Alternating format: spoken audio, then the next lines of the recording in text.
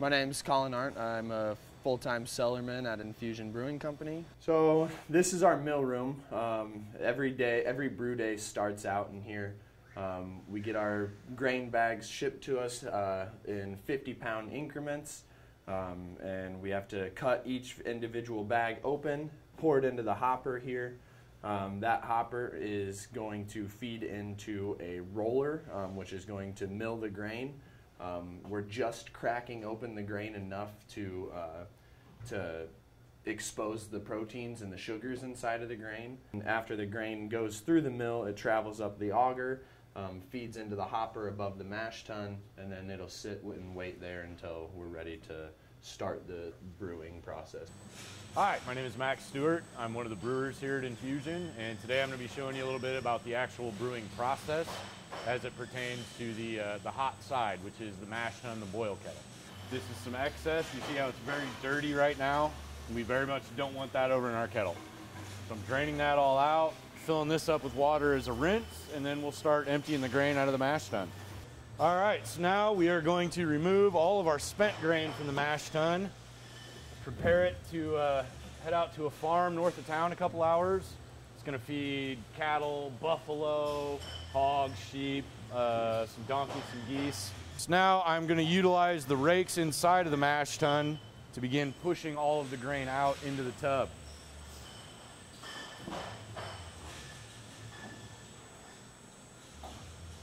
And the farmer we work with is great. And the deal we made with him is we'll give him all of our spent grain. We don't sell it. We're not worried about trying to make money off of our waste. We just asked him to provide us with 2 hogs a year that we can roast for the Malt and Hop Society party.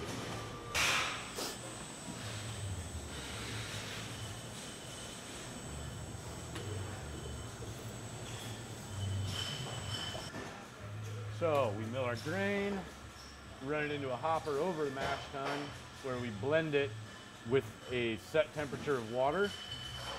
Typically, we like our mashes here to be about 152 degrees. So we normally blend the grain with water at about 165 degrees. And between air temperature and grain temperature, that gives us our 152. We'll rest for an hour and allow that to do its thing, leach all of those sugars out.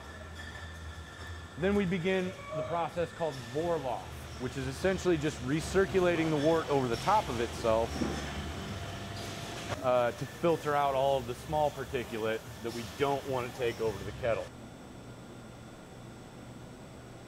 My name is Tyler Powellcott. Been with Infusion since January of this year, and I'm a brewer here. I'm going to show you how we reuse our yeast. I've been brewing professionally for about almost 5 years now. I came from South Carolina, where I brewed at a different brewery down there. But I've been home brewing for just about 10 years now. Actually living in Tampa, where I'm from, before South Carolina. And I was doing real estate, and I hated real estate and like brewing. You don't want to go too fast, you don't want to break through that full beer. That's what we just pull off, and that's the yeast that we pitch onto another beer. So we'll do like 1 nuke every quarter, give or take. We'll use the yeast up for 15 times. And you don't want too much, not too little. You don't want it to you want to keep it happy. I'm Ryan Babirick. I work for Infusion Brewing Company as a cellarman. Right now I'm going to show you the sanitation and cleaning process of kegs. We clean 2 kegs at a time. We have 2 chemical tanks on the back side. One of them is filled with sanitizer, which is our peracetic acid, and then the other one is a caustic-based cleaner. It'll go on a cycle for about 5 minutes. It'll start with caustic, rinse, and then rinse all that out, and then go to sanitizer. And then at the end of the cycle, it will fill this keg with CO2 to keep all outside air out. You don't want oxygen in your keg, or else your beer will be oxygenated. I'm Nick Hoyt. I work for Infusion Brewing Company. I'm a cellarman here. This is where we package all of our beer into bottles. Once we get everything running, we'll get 12 ounces in a bottle and we'll get it out to you guys where you can enjoy it. First thing first is we line up all our bottles here. We wash it with some acid wash. Make sure to get all that out. Then we put it on this little ramp here. It gets pushed down. There's some tubes there.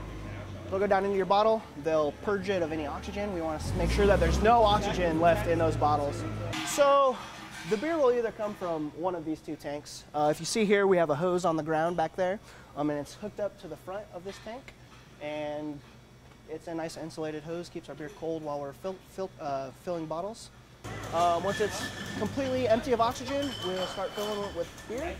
Right behind it, there's a cylinder that'll snap caps on it, and once we get a full roll, it'll start pushing down. It'll run down this conveyor, and then over here we'll have a couple guys snapping little six-pack holders on it, and they'll put it in boxes, and we can get it sent out to you. Hello, I'm Yeti Copley. I've worked for Infusion for the last 2 years, but been a part of Infusion since the beginning. It's been fantastic. I currently work at both locations. Cellarman here at our production facility, do a little bit of bartending and also a little bit of cellar work at our Benson location. So most of you are aware that beer comes in many styles, many colors, many flavors. Here in Infusion we have multiple different varieties and different flavors and different colors of beer. A couple of important steps when drinking beer is that you want to start with sort of taking it and getting a good smell out of it. Part of drinking beer, or the enjoyment of drinking beer, is the flavor, is the smell. So breathe it in, take it in, and then take a good sip. And you get that initial flavor of potentially what you're drinking. Here I get a lot of chocolate notes, malty, dark roasty. And then the finish is how the mouth feels. Is it creamy? Is it bitter? Does it give it a little bit of a bite to it? Cheers. Hope you all enjoy and have a great day. My name's Christina Luth. I've worked for Infusion for about 1.5 years. I really like working here just because we have amazing product, and then our events are a lot of fun. We host like Bean Fest, which we do a bunch of different kinds of vanilla bean, like toffee vanilla bean. We do like a peppermint, a key lime. So we get a lot of people coming in for that. Gingerbread building house competition we did last week. We had a bunch of people come in and build their own gingerbread houses.